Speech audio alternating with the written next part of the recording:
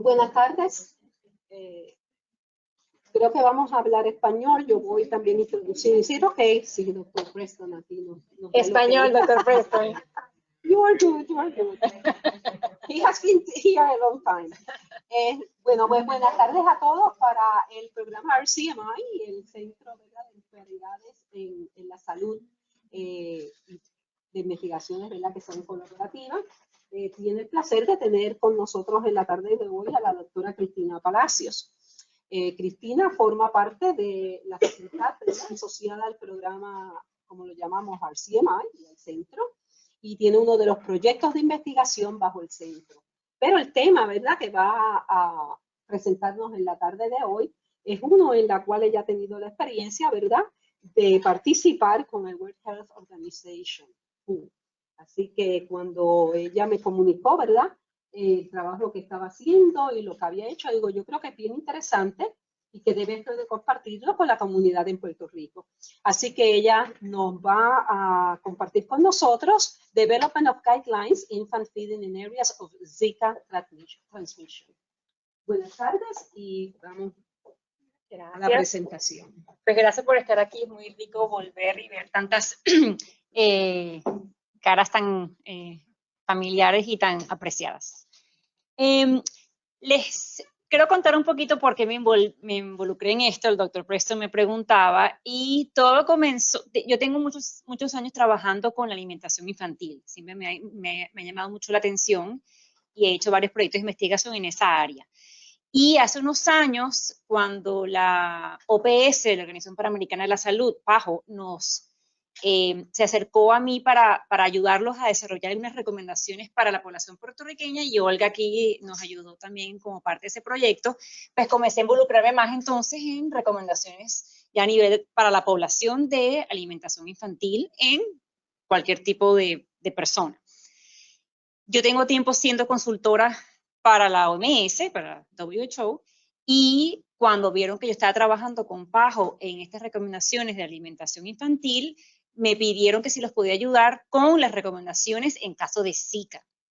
Pues yo la verdad es que no conocía mucho de Zika y me he tenido que aprender. Tengo este año aprendiendo más de Zika y entonces combinando mi experticia en alimentación infantil con qué se haría en caso de Zika y si hay algún cambio en la recomendación. Así que les voy a hablar un poquito entonces cómo, pues voy a hablar mucho del proceso que usa la WHO, la OMS, para establecer recomendaciones, porque tuve que empezar desde el principio y pasar por todo el proceso con ellos, que toma mucho tiempo para llegar ahí.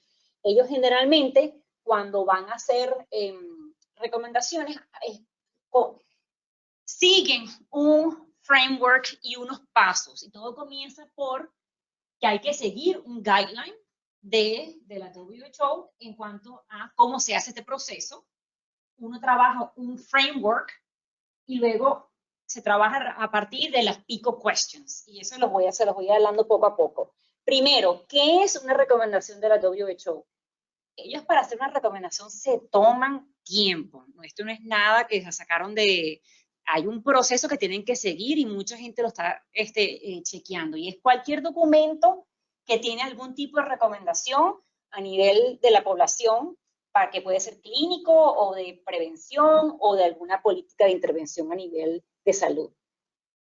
¿Cómo se desarrollan estas guidelines? Lo primero es que tiene que venir un miembro, que puede ser un miembro de un país, puede ser una oficina regional de la WHO, expertos que piden a la WHO, necesitamos un guideline, y a partir de ahí es que ellos desarrollan guidelines. O sea, que ellos no comienzan con guidelines porque quisieron, ellos lo hacen basado en que hubo una petición de alguien para eso.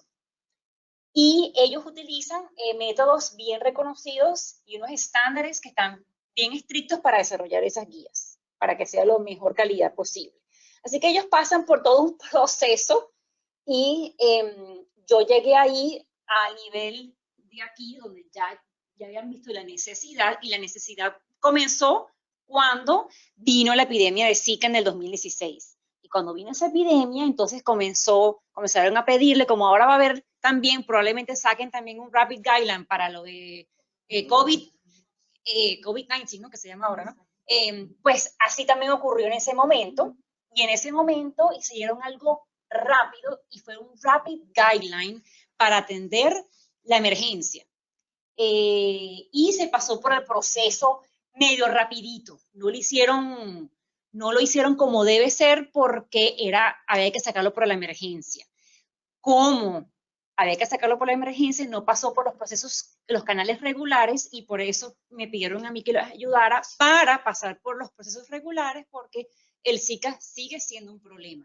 No se ha desaparecido, y ya han habido casos, reportes de Zika en otros lugares, así que quisieron que esto se transformara en un Standard Guideline, en un Rapid Guideline que fue rapidito, y se sacaron unos meses para la emergencia. Vamos a ir viendo cómo son esos procesos. Como les dije, primero tiene que haber un request, luego viene un grupo de WHO que se reúne y dice, ok, este es el grupo que va a ser el grupo técnico, que conocen en las áreas, alguien de nutrición, alguien de infección, y invitan a un grupito dentro de la WHO para que sea como lo que se llama el Steering Committee, ¿ok? Del WHO Steering Group, que son pues, los expertos que van a ser los que van a dirigir el proceso. Luego buscan a lo que se llama el Guideline Development Group, que hacen un call internacional y tratan de que haya uno o dos miembros de cada región, de África, de Asia, de América, etcétera, y no solamente de que haya una persona de cada región, sino que hayan tanto clinicians como public policy, que haya una combinación de experticia a los cuales le va a afectar ese guideline. Después de eso, se hace lo que es, vamos a buscar los expertos que nos van a hacer el systematic review de la evidencia, o sea, esa revisión sistemática de qué se sabe por ahora y qué no se sabe. Si hay algo que no se sepa, se buscan expertos para que comiencen con un systematic review. Si no hay nada publicado, se buscan gente que lo haga y que vean qué es lo que se sabe a nivel mundial sobre el tema. Se trae esa recomendación a ese Guideline Development Group, como les dije, hay miembros de todas las regiones, se desarrollan las guías, se lleva de nuevo a la WHO, y luego viene el proceso de publicar y de revisar antes de sacarlo. ¿Okay? Entonces yo he estado trabajando a partir de aquí, de esta parte de aquí, de desarrollar cuáles son las preguntas que vamos a hacer, tener el development, cuál es ese grupo que nos va a ayudar a evaluar la evidencia, hacer los systematic reviews, o dirigir que alguien los haga, o en este caso tuve que hacer yo uno porque no había información, una reunión con todas estas personas, ver qué opina la gente, se hace una votación, y ahora está en este momento está aquí, en el approval final de esa guía. Más o menos para que tengan el panorama completo. Yes. What would be the general time frame between Ok, el time frame varía bastante de cuán rápido se necesitan las guías y cuán rápido, sobre todo esta parte es lo que más toma tiempo. Conseguir los expertos que hagan esos reviews puede tomar un poquito de tiempo. Nosotros comenzamos todo el proceso como en junio. Ya había un Rapid Guideline, y sobre ese Rapid Guideline se hicieron cambios en los 5 questions, que ahora les explico qué es esto.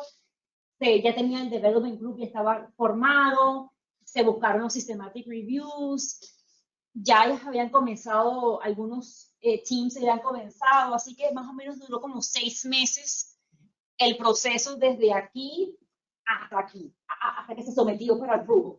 Se sometió en enero. Pero esto acaba de ocurrir, esta reunión ocurrió en diciembre. Se sometió en enero, así que está recién salido del horno. Esta es la primera vez que yo paso por el proceso completo, así que no sabría decir si así toman otras revisiones. Depende de lo complicado del tema. En el caso de Zika, como no había casi información, los reviews se hicieron muy rápido. pero en otros temas yo he trabajado con ellos en Vitamin D Supplementation in Pregnancy, y solamente haciendo el review no hemos tardado un año, porque tenemos 30 estudios y extraer la data nos ha tomado mucho tiempo. Así que sé que para las guidelines de vitamina D, que yo solamente participé de esta parte, que yo hice los systematic reviews, solamente me tardé un año haciéndolos, todo, conseguir los estudios, bajar la data, analizarlos, hacer los metaanálisis. Así que va a depender del tema, el timeline. Esto me lo... Ok, entonces ahora vamos a trabajar un poquito sobre el analytical framework. Les voy a mostrar solamente el de uno de ellos, que era si una mamá tiene Zika, ¿debería de lactar, sí o no? Eso es una de las recomendaciones que estuvimos trabajando. Entonces se hace todo el framework. A ver, ok, está la mamá lactando. Se hace, ¿hay decision to breastfeed or not? Se le hace el breastfeeding. Así continúa el breastfeeding. ¿Qué outcomes hay en el bebé? Y se comienzan a añadir otros parámetros que son importantes, porque no solamente es la evidencia científica, sino el support del health system, las percepciones de la mamá, del mismo trabajador, de la familia, del médico, del nutricionista, el estigma, el ambiente. Entonces, el analítico support se comienza a poner más complicado porque la decisión de lactar o no lactar tiene muchas otras repercusiones y muchas implicaciones culturales, religiosas. ¿En qué momento tuvo un resultado positivo? Correcto. Entonces, hay que tomar todo eso en cuenta cuando uno desarrolla una guía. Y no solamente es la evidencia científica, sino todo eso alrededor de ese behavior o de ese... Porque esto puede... cada guideline va a tener su analytical framework, pero siempre la WHO quiere que se tomen en cuenta estas otras cosas además de la evidencia científica. Estas otras... equity y otros componentes que de repente no lo pensamos a nivel científico, pero que es importante. Así que bueno, el analytical framework se hizo bien complicado, tomando en cuenta tantas cosas que pueden afectar. Pero ahora todas las guías de la WHO tienen que ver la evidencia desde el punto de si hay un balance entre los beneficios y los riesgos, con la parte del human rights, la parte de equity, la parte de las implicaciones para la sociedad, las implicaciones financieras, cuán feasible, no sé en español eso, pero cuán viable, cuán aceptable es esa intervención. Así que hay que verlo desde todo punto de vista. Y por eso es que a veces estas recomendaciones toman tiempo, porque no es solamente el efecto en la persona, sino desde el punto de vista científico o biológico. Entonces ahora, una vez que uno ve esa parte del framework, uno desarrolla cuáles son las preguntas que necesitamos responder para poder desarrollar la guía. Y ahí vienen lo que se llama el PICO question, que uno sigue una metodología. Entonces teníamos 3 preguntas para desarrollar estas guías. Primero, si una mamá debe lactar si ella está infectada con Zika y el bebé no está infectado con Zika. Tanto lactar como dar leche humana, porque puede ser extraída y dárselo al bebé. La segunda pregunta es si el bebé tuvo Zika, complicaciones de Zika, porque fue transmitido a través del embarazo y el bebé nace con complicaciones dado el Zika, ¿qué se debe hacer? Si debe haber alguna modificación en la alimentación del bebé. Y la tercera pregunta es, los cuidadores de esos bebés deben recibir un apoyo adicional para ayudar a que ese bebé pueda alimentarse correctamente y desarrollarse adecuadamente. Para muchos nutricionistas nos parecerá obvio que sí, pero hay que seguir los procesos para que ellos puedan decir sí, hay que hacerlo y cómo se hace. Entonces, los siguientes pasos fue, vamos a hacer esos systematic reviews y vamos a ver qué dicen las guías actuales en otros países. Hicimos un mapping de todas las guías que hay. Sí. One other thing maybe related to that, does Zika have an effect on composition Oye, la pregunta está muy buena. No hemos visto nada, pero no lo estuvimos buscando. No buscamos si el Zika como tal afecta a la composición de la leche. No encontramos ninguna evidencia, pero tampoco la estábamos buscando. Así que no sabría responder esa pregunta, pero muy bueno. Un poco brevemente, el Zika es parte del arbovirus. Para 2019 ya habían 87 países y territorios que habían reportado infección de Zika. O sea que no solamente es un problema de Brasil, Puerto Rico, Colombia, unos cuantos países. Es un problema y esto fue algo que disparó mucho que estas guías se desarrollaran. Que en Francia hubo un primer caso de Zika que no era un país que tradicionalmente, porque había muchos países en África, varios países en Asia, y varios países en América, todos del lado del trópico, pero de repente salió este caso en Francia y eso hizo pues que también estas guías le dieran un empuje de que esto puede ser que hayan más brotes más adelante. Así que hay que estar preparados. Los que han tenido Zika es realmente un flu-like symptom. No es gran cosa si no estás embarazado. Ya lo sabemos, pero se puede transmitir el virus, ya sabemos que es por la infección del mosquito, por otras vías, por la placenta, que es el problema que hay actualmente más problemático, y de la leche humana, pues todavía había esas dudas, por lo cual se hizo la revisión. En cuanto al congénito Zika virus syndrome, es todo lo que tiene que ver con las consecuencias si mamá tiene Zika durante el embarazo y se lo transmite a bebé. Y las consecuencias que hemos visto son malformaciones y lo más importante es el problema de disfagia, que es el problema que más nos compete porque es lo que afecta la alimentación del bebé. La disfagia puede llevar problemas de alimentación, de tragar, de choking, de que se tarda mucho la alimentación, y la consecuencia es que el bebé entonces no consume suficientes calorías porque tarda todo el día comiendo porque se está ahogando continuamente. Como les comenté al principio, la WHO sacó unos Rapid Interim Guidelines, que fueron estas, que fueron rápidos, sin poder hacer mucha revisión. Fue algo bien rápido con la emergencia y se publicaron en el 2016, y aquí se atendió el área de lactancia y con esta el área de support y algo de modificación de la alimentación al bebé.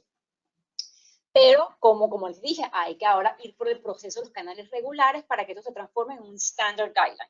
Entonces, comenzamos a ir pregunta por pregunta y buscar de nuevo la evidencia, porque del 2016 no había casi nada, y a partir del 2016 al 2019 salieron muchas publicaciones, muchos casos que se pudieron conseguir en la literatura y se pudo entonces revisar y ver si todavía esas recomendaciones eran correctas. Entonces, la primera pregunta, de nuevo, si mamá debe lactar, sí o no, al bebé que no tiene Zika y mamá sí tiene Zika. Entonces, hicimos varios systematic reviews, la mayoría eran casos que estaban reportados en la literatura, y no los voy a mencionar porque este incluyó los casos de este incluyó los casos de y así que el último review, que fue por 2 personas que nosotros commission para que hicieran el review más reciente y fueron parte de este proceso más reciente, encontraron 7 estudios, todos son observacionales, y vieron que 3 de 7 niños lactados de una mamá que tenía Zika tenían evidencia de Zika ellos también. Ahora, no quiere decir que le pasó por la leche, sino que puede ser que también fue picado el mosquito a la misma vez que mamá. Dentro de los estudios de cohorte, no vimos ningún caso de infección de Zika en bebés y niños longitudinalmente, y no se vio ninguna consecuencia en bebé. Así que sí vimos algunos estudios que vieron que la mayoría la mitad de los estudios detectaron el virus en la leche de mamá. sí lo detectaron varios estudios, pero no se confirmó si era una carga suficiente para infectar a bebé. O sea, que ese virus puede ser que esté ahí, pero no, al tragarse y pasar por el sistema digestivo, no es suficiente para infectar a bebé, porque puede ser que por las enzimas uno destruya ese virus y no llegue a infectar a bebé una vez que se pase por el GI tract.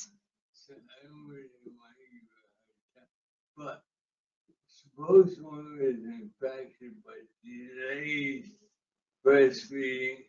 I don't know how long they're affected. Normally we breastfeed right away, but suppose they wait, you know, a month or two, would the risk of infection be the same? Or even if the woman had another child later on, is there a long-term? I always worry about long-term effects in infected people that perhaps I'm discovered. Uno de los estudios sí vio a bebé 12 meses después y no vio ningún efecto en bebé. Okay. Le hicieron, claro, eran 2 bebés que siguieron, que eran en Brasil, la mayoría de los estudios, y lo siguieron por 12 y 24 meses y no vieron ningún efecto en bebé, en mamás que habían estado con Zika y que lactaron. Hubo varias mamás que sí en nuestros reportajes dijeron que no quisieron dar lactancia porque les dio miedo, y healthcare que dijeron que no lo hicieran porque no sabían. Mucho es por falta de información. Pero sí se sabe que el virus sí está presente en la leche humana. Pero no se ha podido comprobar porque todos los estudios fueron caso control, o sea, de casos, si el bebé realmente se le transmitió en mamá por la leche o fue el mosquito que lo picó. Es muy difícil, no se sabe. No hay los estudios o la tecnología para ver si esa infección vino de un mosquito o vino de la leche. Lo que sí es que si vino de la leche, igual el bebé no tiene ninguna consecuencia. Los bebés que reportaron en estos estudios, estos 7 estudios que reportaron esos bebés, todos fueron un mild rash sin ninguna complicación y solamente 2 fueron seguidos a largo plazo sin ninguna complicación. De nuevo, hay falta de evidencia, necesitamos más casos reportes para poder saber, pero por ahora la evidencia tan escueta como la vemos es muy limitada. Correcto, y lo importante es todas las systematic review tienen que pasar por un grading process, que es bien sistemático, y dice que es very low y se pone en todas partes. Esta información es very low, quiere decir que tenemos poca confianza en que eso sea así, pero es lo que hay. Lamentablemente, es lo que hay en este momento. Así que cuando hicimos la reunión del Guideline Development Group, que habían 13 personas de diferentes partes del mundo, se les presentó la evidencia y ellos votaban. Entonces, en cuanto a se hacen varias preguntas. Una de las preguntas fue cuán desirable, cuán bueno es el efecto de lactar mamá que tiene Zika a un bebé que no tiene Zika. Y en todos dijeron, es preferible lactar porque estos bebés probablemente tengan más riesgo de otras complicaciones como diarrea en muchos de estos ambientes. Y de todas maneras, dado a que la evidencia es tan poquita y el riesgo bebé es tan bajito, que sigue siendo preferible los beneficios de la lactancia versus lo poquito que puede ocurrir con el virus. Así que, pero cuando uno le pregunta cuán confiado están de la evidencia, es very low y se pone como parte de las recomendaciones. Tiene sus limitaciones y eso es parte de la limitación, que no se tiene buena evidencia. Luego hicimos también un systematic review. Unos 2 investigadores de la Universidad de Sheffield en Inglaterra hicieron un systematic review sobre cuáles eran los values, los views de las mujeres embarazadas, de la familia, con respecto a lactar cuando estás infectado de Zika, para ver qué opinaban las mamás, si les tenían miedo, no tenían miedo, cómo lo veían, y también health practitioners, otras personas, no solamente las mamás. No había casi información, así que no se pudo obtener así que cuando se puso una votación, lo pusieron como que hay uncertainty para saber si las mamás apoyan lactar a pesar de que tengan Zika. Probablemente hay muchos casos, pero no están reportados. Como se requiere que esté reportado en la literatura, uno no puede hacerlo. Parte de las guías también indica que uno tiene que evaluar la parte de los costos, de cuáles son los costos y cuáles son los resources que se necesitan. No encontramos nada, ningún systematic review, pero basado en publicación del 2019, cuál es el costo de no lactar. Hay tantas muertes al año por no lactar, hay tantos casos de obesidad infantil por no lactar, tantos casos de condiciones que se pueden prevenir en mamá por no lactar y tantos costos asociados a no lactar y a tratar estas otras condiciones por no lactar, que realmente la lactancia pues, es realmente cost effective en muchos sentidos. Cuando parte de la guía pide que uno especifique qué necesitas, qué tipo de resources necesitas para implementar esta recomendación, y pues sí requiere bastante staff training y staff time para explicarles que la evidencia no indica no lactar, para que entonces lo transmitan a las familias y puedan tener más confianza de que sí pueden lactar. De cuando uno ve la votación del grupo en cuanto a los resources que necesitas, realmente es más savings que otra cosa. Así que en cuanto a equity, también se hizo un systematic review, no se consiguió información, pero basado en otros estudios con HIV o con ébola, que no son directamente con Zika, el grupo le pareció que probablemente aumentaba el equity, el lactar, con respecto al no lactar. Estoy tratando, este documento es larguísimo, así que estoy tratando de abreviarlo lo más que pueda. En cuanto a la aceptabilidad y la viabilidad de lactar, también no hay casi evidencia, pero basada en general, en otras circunstancias, la lactancia generalmente es accesible y viable en la mayoría de los casos. Luego, las otras dos preguntas eran si si mamá tuvo Zika en el embarazo y eso llevó a malformaciones congénitas en el bebé, si requieren de cambiar la modificación en las prácticas de alimentación o si los cuidadores requieren apoyo para apoyar esa alimentación para evitar la desnutrición en estos bebés, que es muy frecuente. Ahí yo hice uno de los systematic reviews con otra profesora y no conseguimos ningún estudio. En este caso hicimos un rapid systematic review, algo que no pasa por tantos procesos. Solamente conseguimos 2 estudios observacionales en Brasil, en bebés con microcefalia, y sí se ve que el estado nutricional disminuye, muchos no lactan porque no saben, porque les da miedo, porque el bebé no hace el latch on, porque tienen en la microcefalia, porque están con reflujo, porque están choking, porque no pueden respirar bien, y sí ven que no consumen suficientes calorías. Otro estudio encontramos que la mayoría de las mamás no tienen una pareja, que tienen que dejar de trabajar, que no recibieron cuidado prenatal, que no saben, no tienen buena educación, y tienen una cantidad de necesidades. Esto pues nos hace llevar que estas personas necesitan pues, apoyo en cuanto a la alimentación del bebé. También estuvimos revisando cuáles son las recomendaciones en este momento para la disfagia, y lo más importante es la postura del bebé, modificar la textura porque la disfagia se puede dar en cualquier condición. No tiene por qué ser un bebé con microcefalia ni un bebé con Zika, se puede dar en muchas ocasiones. Entonces, ya hay unas recomendaciones actuales de qué hacer en esos casos. Hay también algunos equipos que se pueden utilizar. Bueno, quería regresar a esto. También se puede ajustar el ambiente. Si el bebé está muy hipotónico, se puede entonces estimular al bebé al momento de alimentar. Si el bebé está hipertónico, entonces disminuir el estímulo, bajar las luces, los sonidos, y usar sondas nasogástricas en caso de más complicaciones.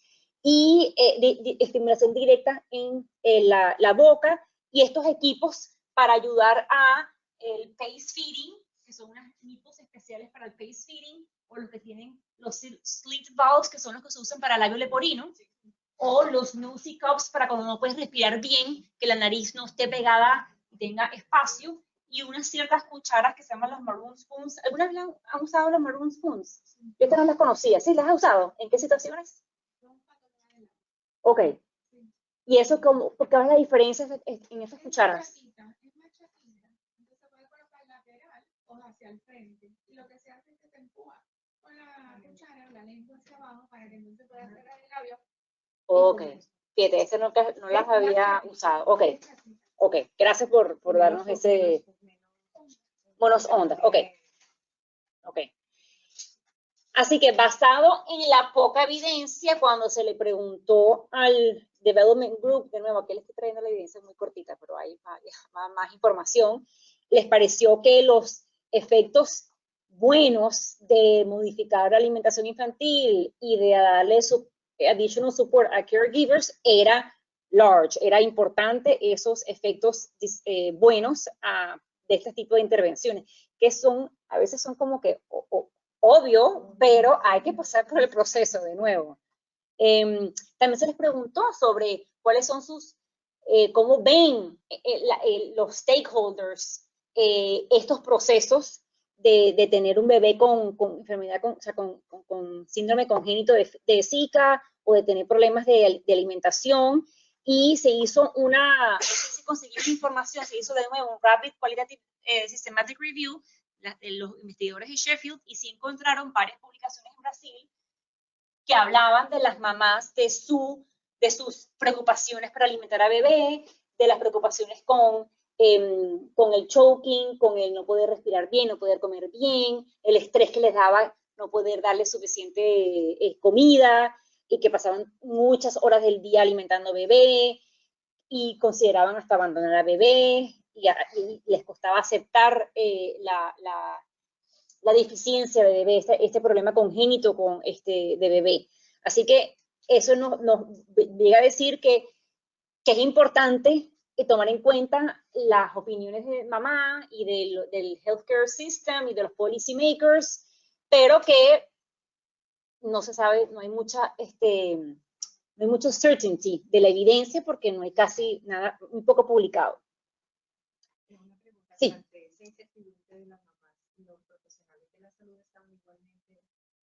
Bueno, esto incluía las mamás, los profesionales de la salud, los policy makers, pero la mayoría de las entrevistas eran con mamás.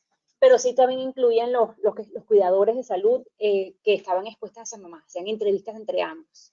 Y sí, los mismos cuidadores de salud, profesionales de salud, también tenían sus dudas con respecto a cómo alimentar a bebé. De nuevo, muchas de estas eran lugares muy bajos nivel socioeconómico en Brasil también. En cuanto a cuáles son los resources y el dinero que se necesita para eso, sí hay un estudio etnográfico en Brasil que también vieron que las mamás tienen que dejar de trabajar para cuidar a bebé porque requieren horas para alimentar a bebé, muchas no pueden mantener la lactancia y requieren dinero para comprar la fórmula infantil, tienen poco ayuda del gobierno, y tomando todo eso en cuenta, pues este tipo de intervención requiere mucho entrenamiento del staff, requiere supplies, requiere darle alimentos que sean especiales para modificar la alimentación de bebé, equipos para ayudar a alimentar a bebé, requiere tiempo del staff, o sea, porque estas recomendaciones, uno puede hacer recomendaciones y tomar en cuenta de que esto va a llevar un tiempo adicional y unos costos adicionales de implementar en los diferentes países. Así que esto hay costos moderados de estas dos intervenciones, de darle apoyo a los caregivers y de modificar la alimentación de bebé. Hay costos involucrados, así que el grupo considera que eran costos moderados. En cuanto a equity, sí vieron, al hacer la revisión de literatura, sí se vio que generalmente las personas más afectadas eran los de bajo nivel socioeconómico. Así que sí hay una un problema de equidad en cuanto a quienes afecta más el Zika comparado con otros. Y entonces el grupo consideró que la importancia de la equidad en estas intervenciones era probablemente aumentada en este caso. En cuanto a la aceptabilidad, también se revisó la literatura. No se consiguió ningún systematic review, pero se vio un review de Bailey en general que habla que los profesionales de la salud generalmente no saben manejar bien cómo modificar la alimentación de bebé en caso de disfagia, y que hay un estigma muy importante en personas que están infectadas con este tipo de virus. Así que a pesar de que estas son intervenciones que pueden ser aceptables, pero que no hay información sobre cómo implementarlas también, se vio. En cuanto a la feasibility, de nuevo, ahí vimos en literatura que hay unas intervenciones más fáciles de implementar que otras. Es más fácil corregir la postura, corregir cambios en la temperatura y en el volumen, pero otras que son menos viables, como usar una sonda nasogástrica porque no tiene la infraestructura para poder hacerlo. Así que, ¿cuáles fueron las recomendaciones que se estableció? Este grupo, como les dije, de 13 personas diferentes, de diferentes partes del mundo, de diferentes áreas de la salud, decidió que, en cuanto a la primera pregunta, los bebés nacidos, los bebés que tienen, de mamás que están infectadas con Zika, deben alimentar a sus bebés usando las recomendaciones generales de alimentación de lactancia, que es lactar a la hora de haber nacido. Son las recomendaciones las recomendaciones de la WHO en este momento. Comenzar la lactancia en 1 hora de nacido, que se lacte 6 meses de forma exclusiva y que se comience la introducción de alimentos a partir de los 6 meses y continuando la lactancia hasta los 2 años, combinando con la alimentación infantil. Esta es la recomendación actual de la WHO para alimentación infantil. Y dice que sí se debe seguir la lactancia, basado en toda esta evidencia que vimos, que todavía el breastfeeding outweighs any risk del Zika.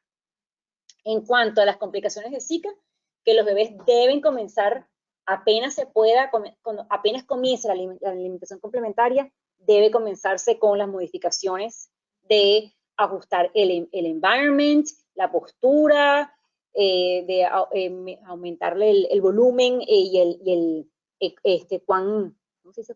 Thickening of foods. La consistencia de los alimentos, que sean más gruesa, menos líquida. Claro, durante los primeros 6 meses, que es la lactancia, se pueden hacer algunas cosas como ajustar el ambiente para que el bebé esté más concentrado en la lactancia, corregir la postura. Hay diferentes formas de lactancia que tú puedes tratar de evitar que el bebé esté tan acostado y más lactar de forma paradita. O sea que hay cosas que se pueden hacer en los primeros 6 meses de lactancia exclusiva, y si se va a hacer la fórmula, continuar se puede usar los nipples estos especiales para que sea el slow pacing, que el bebé esté paradito. O sea que aplica para cualquier edad en el primer año de vida del bebé. Y aumentar también las calorías en poca densidad, o sea, en poca cantidad. Tú sabes que eso no lo recomiendan en ninguna parte. Se vio que había que aumentarle la cantidad de fórmula versus agua, que la fórmula debería estar igual diluida. No me refiero, utilizando, porque se pueden utilizar otro tipo de modulares que ayudan a aumentar un poquito las calorías, porque como a veces no pueden tomar tanta cantidad, o sea, tanta cantidad, pues ya se concentra. O también, vamos, si son fórmulas infantiles, usualmente vienen ya como de 30, 25, 30, 28. Las fórmulas, Sí, pero no que se concentre más, sino que usar las fórmulas que ya vienen con más. Okay. Más densidad calórica. Sí, los conozco, pero en ninguna de las recomendaciones que revisamos hablaban de esos tipos de fórmulas. Quizás no están disponibles en la mayoría de los países donde están estas recomendaciones. Quizás están disponibles en países de Estados Unidos y en países occidentales que tienen más recursos, pero en los países de bajos recursos económicos nunca mencionaron ningún tipo de esas fórmulas. Así que me gustaría de repente quizás revisar una recomendación más actual de Estados Unidos. Se revisaron muchas guidelines de diferentes partes del mundo, pero no vi ninguna de esas. Quizás si las ves, me lo mandas para poder añadirlo aquí, porque no lo vimos. Tú sabes que no vimos en la literatura los niños prematuros reportados con Zika. O no recuerdo en este momento. La verdad es que en este momento no recuerdo. Con los niños prematuros. Pero también, por ejemplo, los que tienen síndrome de Down, algún tipo de problema también para entonces, pues, esa lentitud, el no poder chupar, el no poder, por ejemplo, tomar más cantidad porque les toma mucho tiempo, mucho esfuerzo, pierden calorías, pierden peso. Pues entonces lo que se hace es que se dan esas fórmulas modificadas en calorías. Voy a volver a revisar la evidencia para darle. Sí, me gustaría, porque lo que revisamos en las guías estandarizadas que encontramos no vimos nada de eso. Pero quizás tengo tanta información en la cabeza que quizás lo leí y no me recuerdo. Que puede ocurrir también. Sí. Los estudios que utilizaron para el review, ¿todos fueron de Brasil?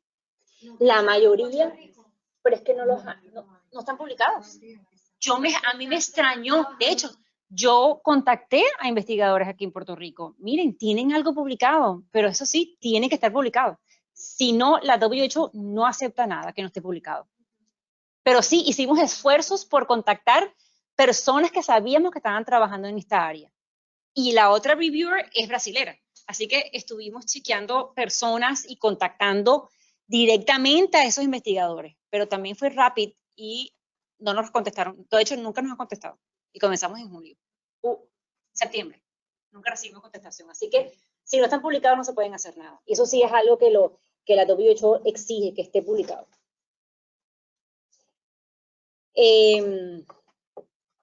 Y la otra recomendación es que sí, caregivers deben recibir additional support for improving infant feeding. Todas las recomendaciones de la WHO siempre van con algún tipo de notas, ¿ok?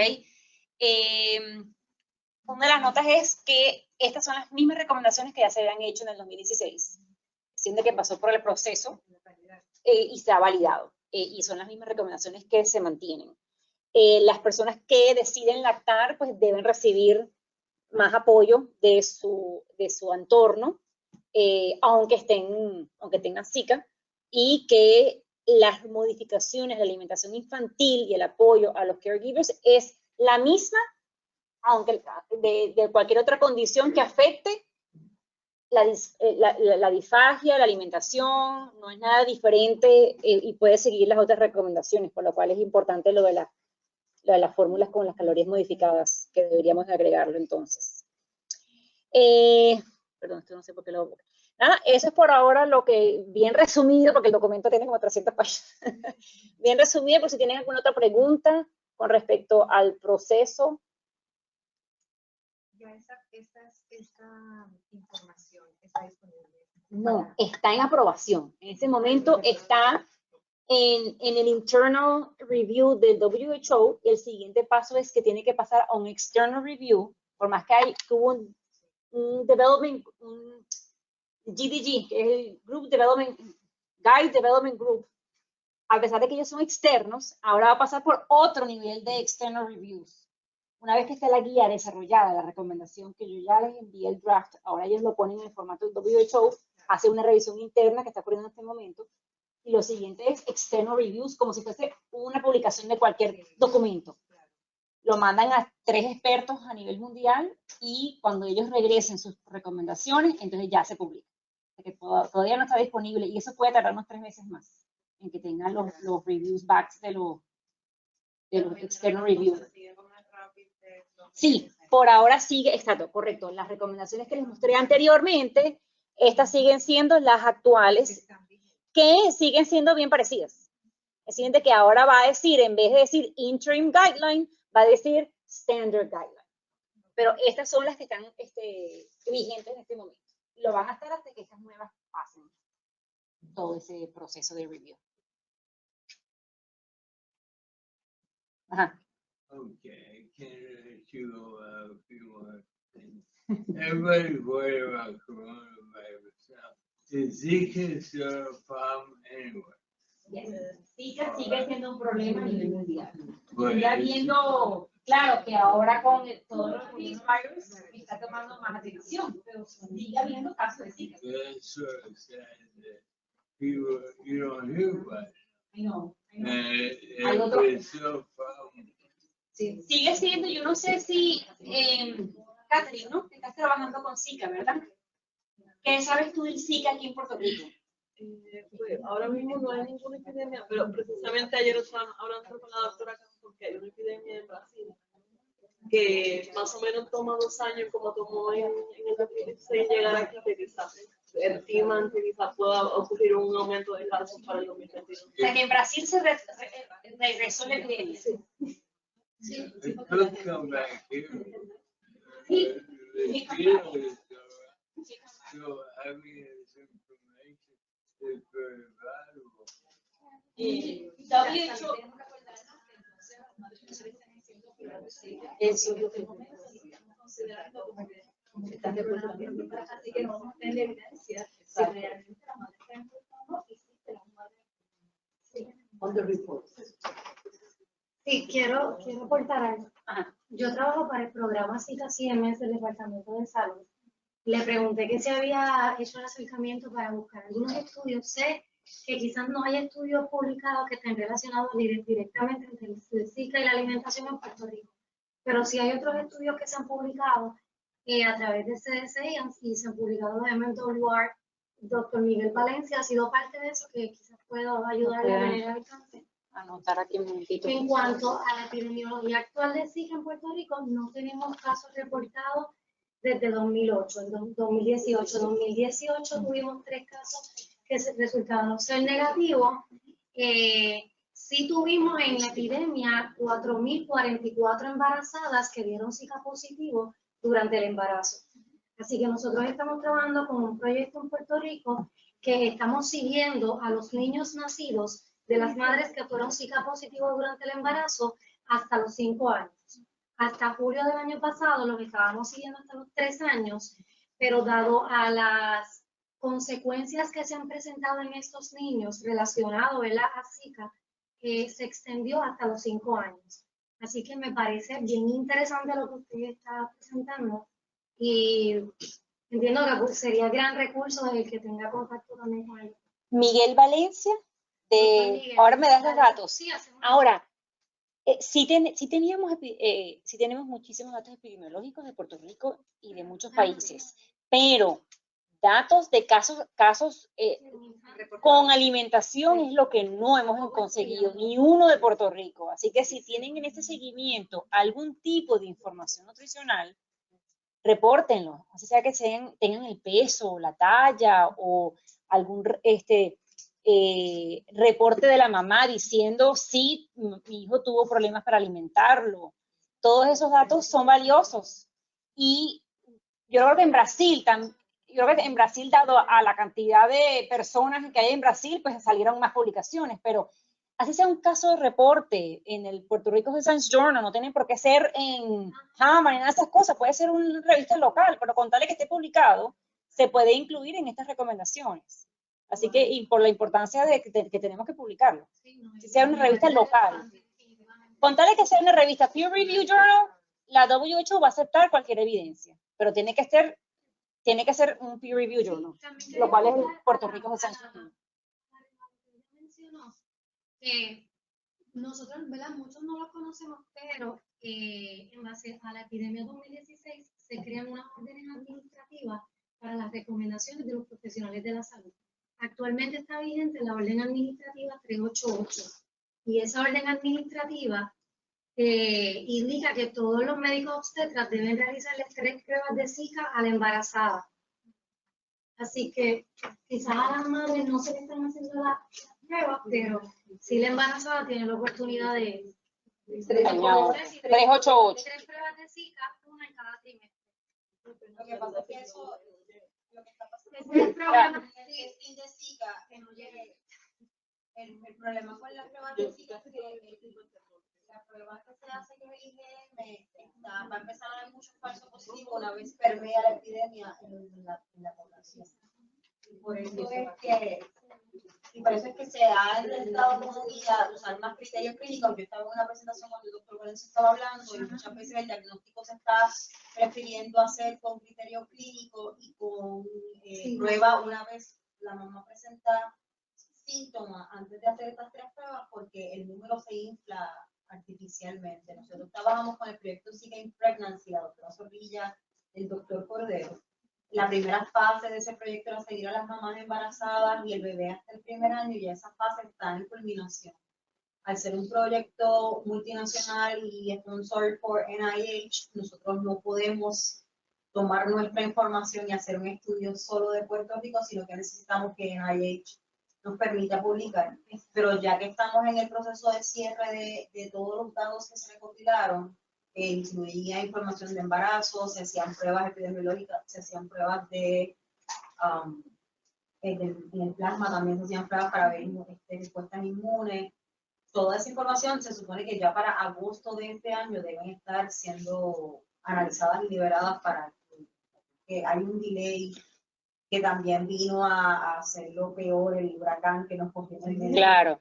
Y en Brasil tienen más tiempo con esto, así que ha dado más chance de publicar, sí. Pero sí, el problema con el testing es ese grupo de falsos negativos. Hay unas pruebas que nosotros, como parte del estudio, se están desarrollando y hay unas pruebas que se están haciendo en California que son hasta ahora las como más certeras en identificar el virus. Y es algo parecido a un PCR, pero no. Pero el problema es que vamos a tener mucha mamá que ya tuvo SIDA antes del embarazo y cuando se haga la prueba va a aparecer como que tiene SIDA en el embarazo y ese desfase me va a atraer a mamás que necesariamente están pasando por eso. Bueno, igual pasó en China cuando cambiaron la forma de documentar el coronavirus, que de un día para otro aumentó 4.000 casos y después se dieron cuenta que se infló y tuvieron que regresar. Que yo creo que todavía estamos aprendiendo mucho de cómo se manejan estas infecciones y cada vez van a haber más de estos problemas, así que eso tenemos que preparar.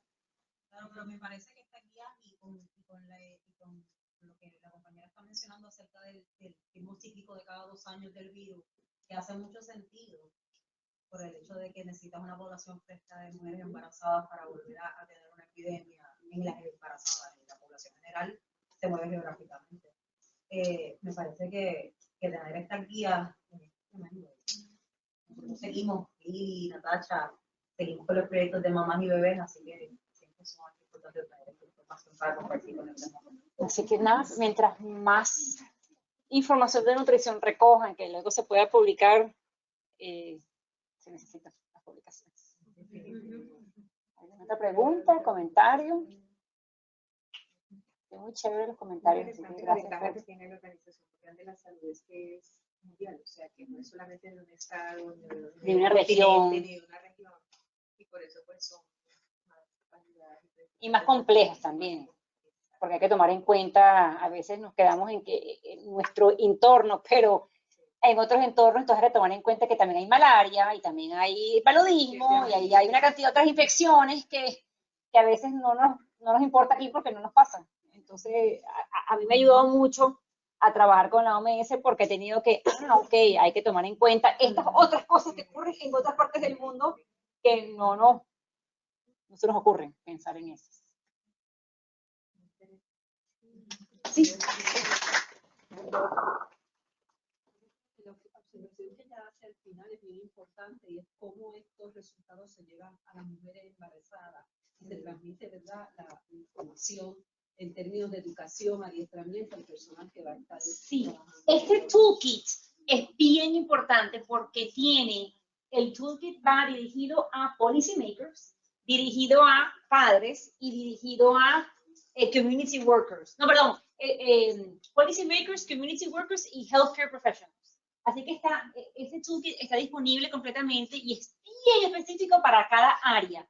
Y de ahí se pueden sacar bastante y creo que tiene ya, me parece que hay 3 idiomas ya de este toolkit.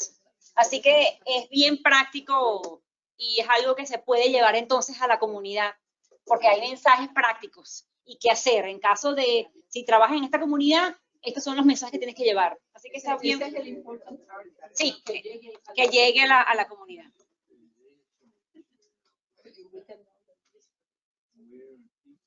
Bueno, creo que la doctora quiere tomar una foto de todo el grupo. Así que Sí, una copia para documentar.